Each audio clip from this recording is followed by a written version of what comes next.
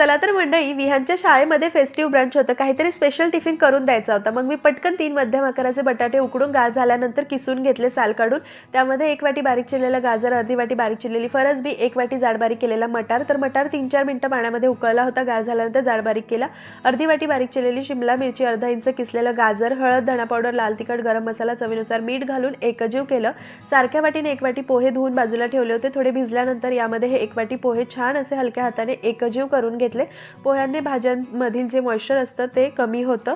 त्यासोबत 2 चमचे यामध्ये कॉर्नफ्लोअर घालून परत एकजीव केलं आणि मिश्रण 5 मिनिटं मुरण्यासाठी बाजूला ठेवलं. 6-7 ब्रेड स्लाइस मिक्सरला अशा बारीक करून घेतल्या. ब्रेड क्रम्स तयार झाले. 3 चमचे कॉर्नफ्लोअर, 3 चमचे मैदा, थोडंसं मीठ आणि लाल तिखट पाणी घालून स्लरी केली. तयार झालेल्या मिश्रणाचे एकसारखे कटलेट केले. स्लरीमध्ये डीप करून ब्रेड क्रम्समध्ये कोट केले. चांगल्या गरम तेलात मध्यम आचेवर सोनेरी होईपर्यंत हे मिक्स वेज कटलेट तळून घेतले. तुम्ही सुद्धा एकदा नक्की ट्राय करा. डिटेल रेसिपी चॅनलवर आहे, ती बघा.